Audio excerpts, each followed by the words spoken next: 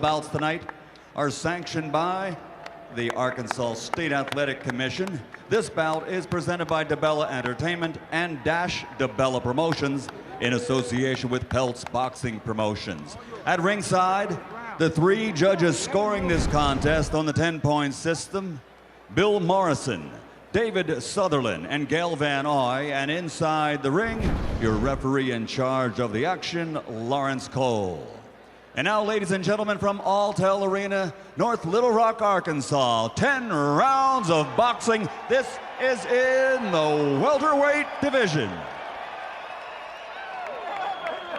Introducing first, fighting out of the blue corner, wearing red, official weight 146 3/4 pounds, professional record 24 victories, including 14 knockouts, 5 defeats, and 1 draw.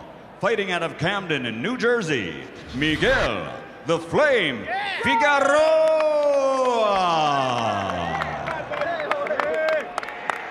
And his opponent across the ring, fighting out of the red corner, wearing blue trimmed with silver, official weight 146 1/4 pounds. This 2004 U.S. Olympian now has a perfect professional record consisting of 15 bouts, 15 victories, including 13 knockouts. Fighting out of Winter Haven, Florida, the undefeated Berto.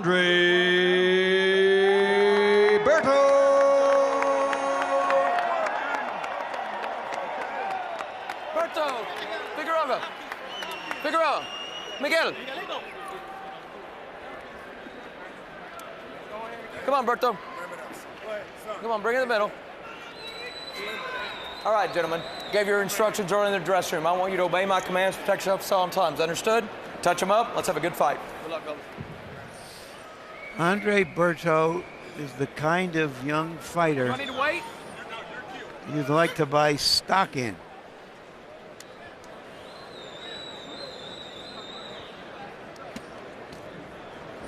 He was a 180-pound running back in high school, he tells us. Miguel, you ready?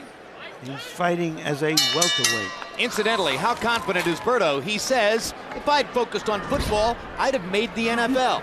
And he used to be called Forrest Gump in his town because he'd run home 2 miles from school and then run to the gym, often with his father driving the car behind him and bumping him in the legs with a bumper to keep him going. Lennox, Berto was Winky Wright's #1 sparring partner in preparation for his fight with Ike Quartey. What do you think of taking super prospects like Berto and putting them in as sparring partners with stars like Wright? Well, Wright definitely wants the best sparring out there, and let me tell you, this guy is the best. So, you know, if you have good sparring, you're going to perform well in the ring. But what about from Berto's point of view? Do you want to be in there with someone like Winky Wright? Yeah, because you want to see how you stand with a good boxer like Winky Wright, and you know, they're definitely helping each other. I don't think they were sparring partners. They were definitely helping each other. Hard right hand by Berto and a quick left hook. So he's gotten some leather onto Figueroa early, and you can see the explosiveness with which Berto punches. Figueroa took the 2 good shots pretty well. Now takes another right hand. Shakes his head as if to say, no, you haven't hurt me yet. Be a good idea if he kept his left a little higher. Yeah, and Berto says, all right, if you want to keep your hands up like that, how's your liver work? I'm going to check it with my left hand. Good left hook upstairs by Berto. Such good balance for a young fighter, Lennox. He's got good balance, good punching power. You know, that's where biomechanics come in, so you can get that punching power. Very explosive. Those are 2 good jabs by Miguel Figueroa, and Larry pointing out, Figueroa does indeed represent a step up in class. Berto had 2 4-round decisions early in his career, but as Larry points out, he's never had to go the distance in a fight longer than 4 rounds. I asked him yesterday if he had some fights where he was pretty sure that the knockout wasn't going to come. He said, yeah, last time out against a good fighter named Creighton.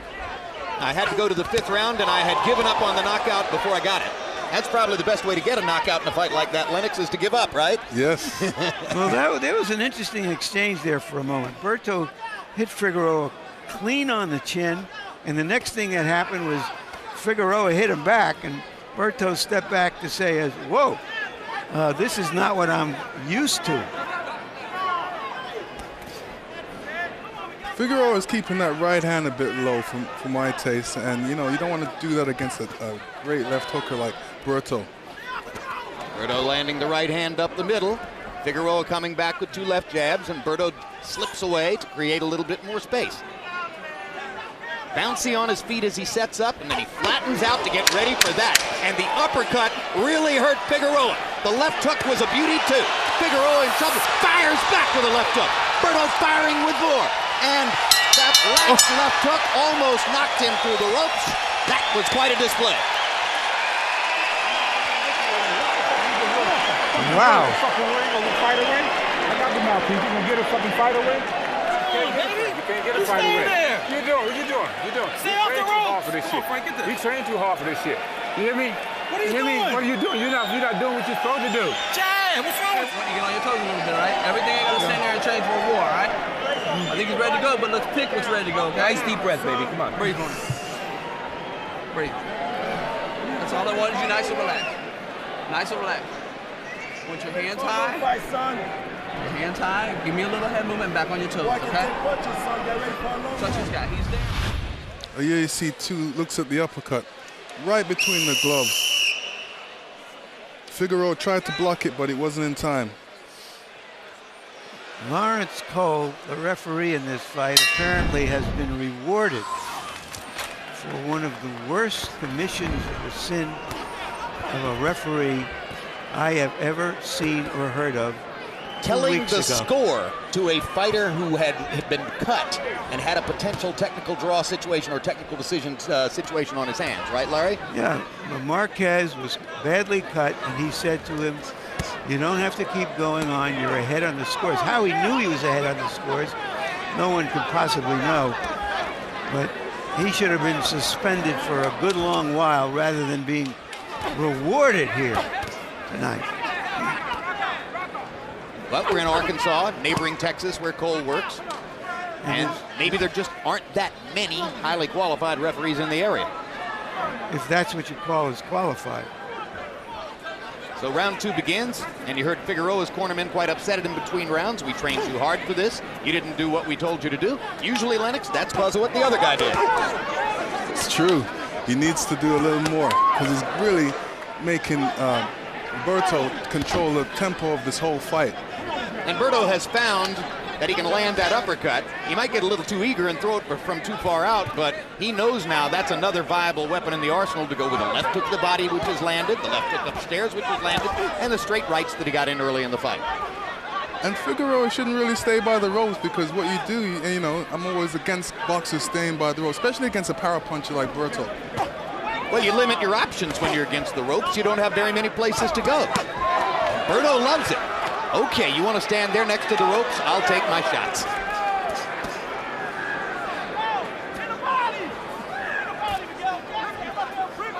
Figueroa's corner asking him to try Berto's body, see if there's a vulnerability there. There's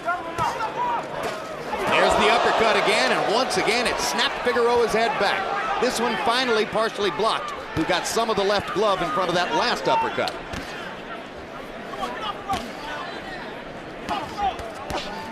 Figueroa doesn't seem like he's warmed up yet. Seems to have a hard time getting it going. Well, he's dry after a round and a half. 2 uppercuts by Berto. The left missed, the right landed, the right lands again. Figueroa's solution is to try to fight back and counter every shot. Berto blocking shots with his arms and some with his gloves. Kind of rolls his chin as if to say, come on, let's trade more. Berto landed 37 out of 96 punches in the first round. I think the work rate has been a little bit slower in this round, but nevertheless, he's landed some solid shots. That was a good left hook by Figueroa. Well, he's gotten a little respect from Berto now with those right hands.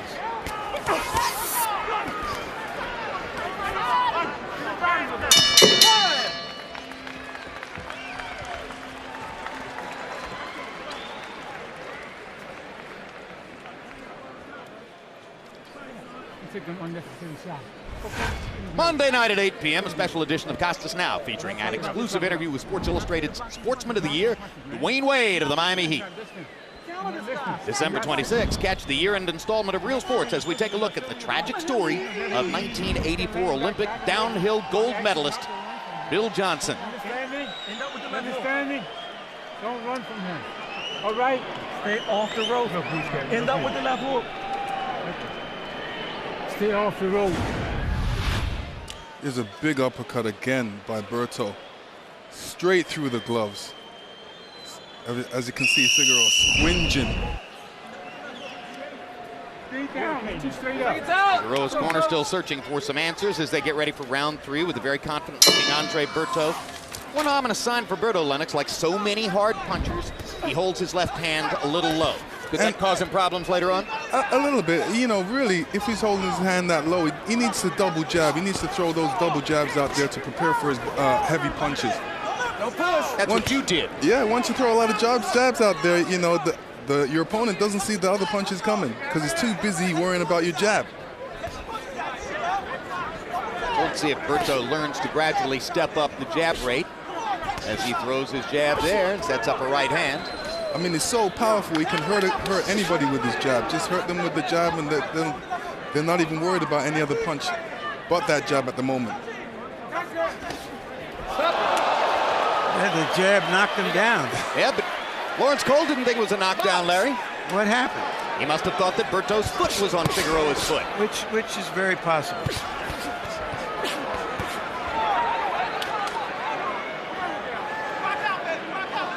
I'll tell you, Figueroa can take a good punch, but can he take any more? Can't take him all night. Don't want to take too many of it.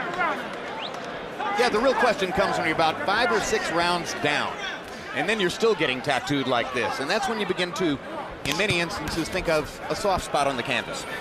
Well, but the interesting thing here to me is Berto now has to settle down and just fight. He can't just come like a whirlwind as he did in the first round for 3 minutes. That's when you start the jab off. You got to be first out there. There you go. Be first again. Don't pose and look at him. Get into position and throw a punch. And Berto threw a strong one, too.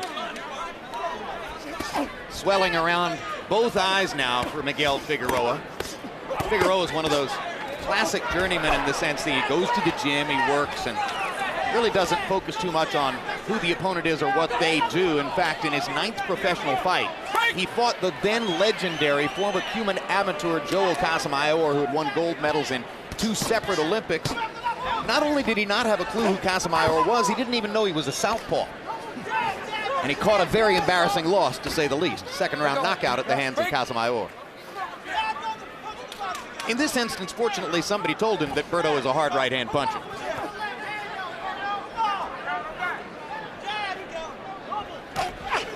Different management, different group around Figueroa when that happened, not the people who are here with him now, which includes trainer Frank Ward.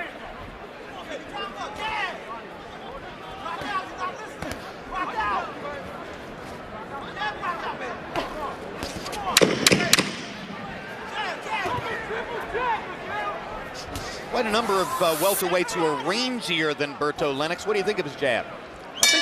Right now he's got a good jab, but he's not throwing it right now. He's throwing a soft jab. He's really preparing for his power punch. Still carrying the left. Still carrying the left. I need it up. Come talk to him. Work the body. Soften him up. Put a little water on his head. Rinse your mouth. Listen to me. Take out these punches with that. With that hand. Take them out. Stop straightening up. Take them out. Stop straightening up. You get under punches. Keep your Get feet under right. punch and keep your feet right. You won't trip yourself, okay? Snap, look. Snap. Take a look at this replay, Lennox, and see if you think it was a knockdown. No, he actually hit him on the shoulder with a jab, and you know, I don't know why the referee still didn't count that as a knockdown, because he knocked him down. Well, we can't see the feet. Let's see take here. a look at the feet here. Doesn't look like he stepped on his toe at Oh, all. he sure didn't. He missed the toe. I have no idea why that wasn't a knockdown. Go, coach. You have any idea, Larry? Nope. Well, that makes 3 of us. Harold, how do you have it through 3? I don't know why it wasn't a knockdown either. That makes 30 4. to 26. 3 3-0 Andre Berto. Jim, I got to tell you something. At the end of round one, something interesting happened. In the last 5 seconds, Andre Berto knocked Miguel Figueroa into the ropes, and I'm telling you, his body went limp, and the ropes were holding him up, and in my mind, Cole should have called it a knockdown. He didn't call it a knockdown. I said, in my mind, it was definitely a 10-8 round because this guy was, you know, virtually on the floor. The ropes were holding him up. 30-26, 3-0, Berto.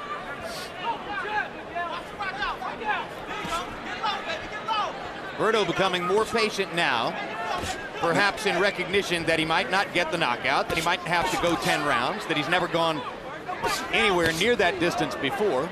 And what is the insecurity of that feeling, Lennox? No, what he's doing is throwing a good jab now, good snappy jab, and that's what he needs to do, realizing that he can't knock out the guy. So now he has to switch to the boxing. That shows a good boxer. When you can adjust your style like that, that's very important to adjust. Berto has been fighting in various forms since about age 6 or 7. That's the age at which his father, as Larry mentioned, the mixed martial arts fighter, got him into it. And he can't explain why he liked boxing, where the rest of the family went into some form of wrestling or other martial arts.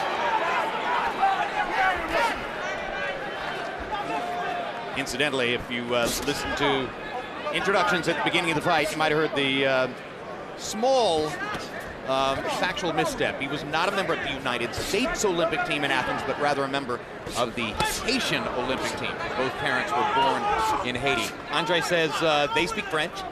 He and his brothers speak a little French, but not enough to use it around the household the way his parents do.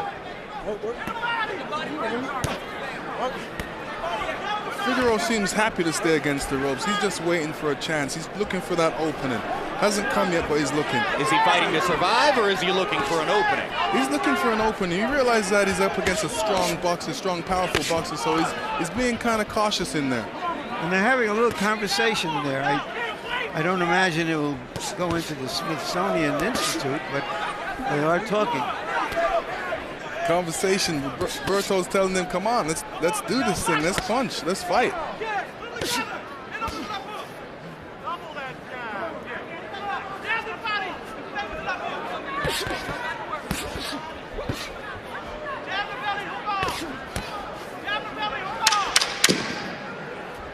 Now, during the break between rounds 4 and 5, we're going to take a look at an interview which Larry conducted with Jermaine Taylor in his dressing room just a short time ago. Jermaine, why is it so important for you to go for a knockout tonight? Well, I'm not going to say that it's important, but it would be nice. You know, because my last couple of fights were very close. You know, all of them was against great opponents. And now, you know, I think it's time for me to go in there and just make a statement that I still have the punching power that I've always had. Is it a statement for all your fans here, or do you want to remind yourself of who you thought you were? I think it's both, Larry. I think I need to remind myself and my fans, because everybody be like, you know, he still got it. You know, it's been about 2 years since I had a knockout, so I think it's about time. Thank you, Jermaine. Thank you, Larry. Jermaine Taylor versus Kassim Ouma in the main event, yet to come on this telecast. Meanwhile, Lennox, you really nailed that one. You said that in the last round what Berto had decided to do was to switch to throwing a jab. He threw 80 of them. 80 jabs in the 4th round for Andre Berto. He landed 17, 102 total punches overall. And it's amazing that a guy can throw 102 punches and not look frenetically busy. He still looks patient while he's throwing 102 punches. Yeah, he's very calm in there. That's what you need to be a professional. Very calm, poised, have good reaction, and he has great reaction and power with that. If you had ever thrown 80 jabs in a round, you'd have wiped out the whole division.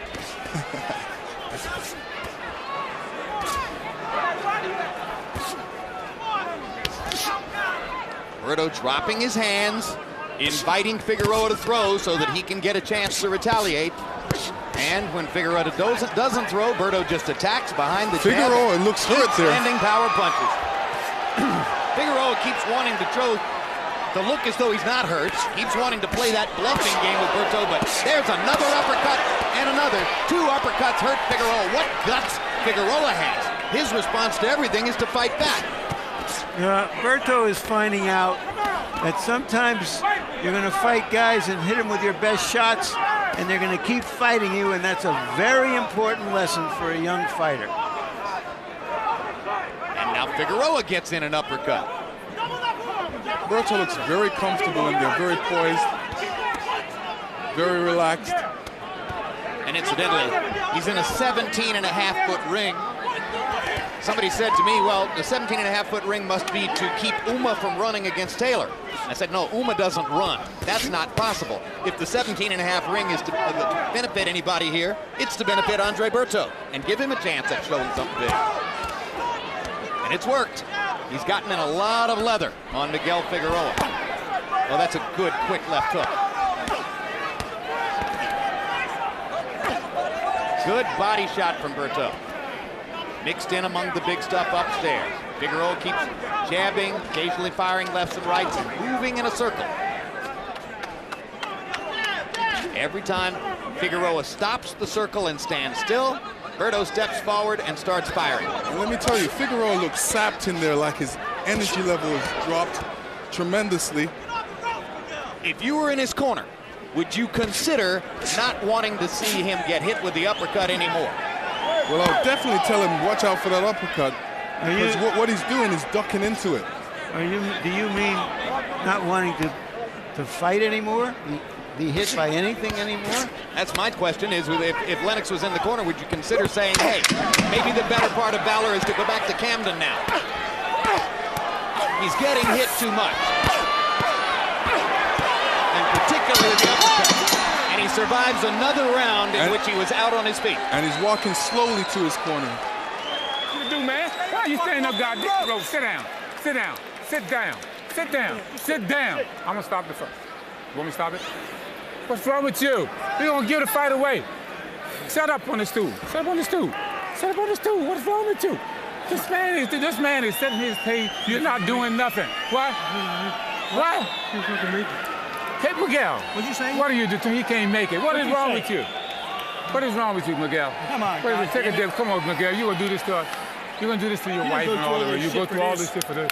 This is what you wanted. Stay off the ropes, Miguel. This is what you wanted. You want to quit on the stool. That's what you doing. I don't want you to get knocked out. You gonna quit on the stool? You want to quit? What's wrong with Miguel, you? don't quit on the stool. You hear me? You hear? Here's a big left hook. You know, this kind of punches you're getting hit with, you're not going to survive them too many rounds after that. I've never heard a trainer say to a fighter, do you want to quit on the stool? Because what he's really saying is, are you a quitter? Power shots in 5. Berto 39 out of 76, 51%. Figueroa landed 8 punches in the rounds. I'm personally a little depressed that they decided to send him out for another round. I don't see the purpose. I don't think he wanted to fight the 6th round. I think he couldn't face the verbal challenge his trainer put on him.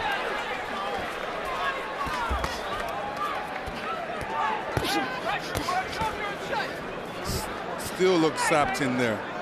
But he's trying to respond, trying to show courage. I give him all the credit in the world for the guts that Figueroa has shown, but I think he wanted to step away and was not allowed to do so. Berto just waiting for one of those rallies. Figueroa really is just a target right now. A target without headgear. And I think Andre can sense that. When a guy is a hard puncher, as Berto is, and the other guy is courageous and tough and has a pretty good chin and can hang in round after round without getting knocked down or out, that's when you see somebody get hurt. Yes. This is a lot of punishment accumulating for Miguel Figueroa. Does it bother you, Lennox, that Berto has been hit with so many clean shots while he's trying to hit Figueroa? Well, you know, he doesn't see any problem in there. He doesn't feel that he's in any danger. And he feels very comfortable, like I said, and, you know, he feels good about himself. And as you can see, he's very snappy, very powerful. He's just awesome in there right now. He's just a force to be reckoned with. And finally, Lawrence Cole, a good stoppage, chooses the right moment in that round to get it over with. and give Andre Berto another knockout victory. He still hasn't gone beyond 6 rounds. Scintillating display by Berto, a two-handed fighter with great skill and power, Lennox. Unbelievable. I don't know who they're going to put him in there with unless it's an elite fighter who's going to take him more than 6 rounds.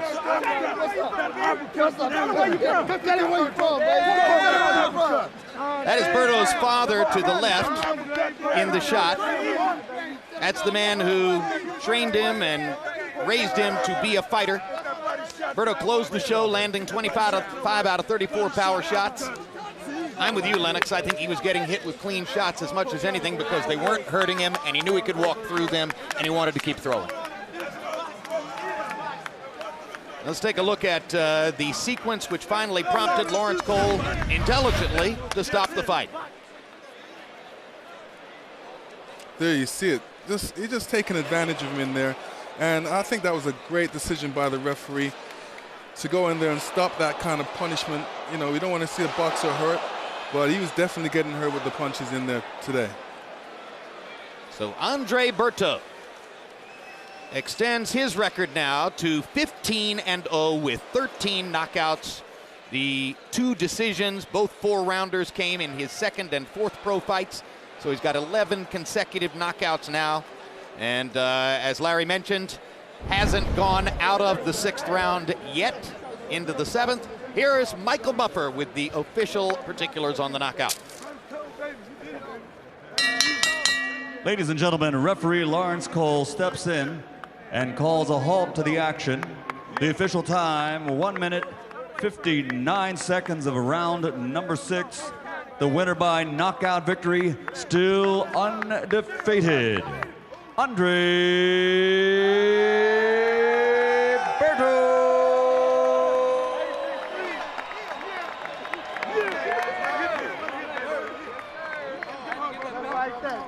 Final CompuBox numbers. And you see Berto landing 193 out of 510. That's 142 more landed punches than Figueroa. A broad mixture of jabs, uppercuts, left hooks, straight rights, left hook to the body. He throws just about everything and throws it well. Power shots for Andre Berto. 129 out of 270, 48% connect percentage. When a hard puncher like Andre Berto, I should say, lands 48% of his punches, his opponent, or his power punches in this instance, his opponent is going to be in trouble. Big trouble. And Figueroa was most of the way.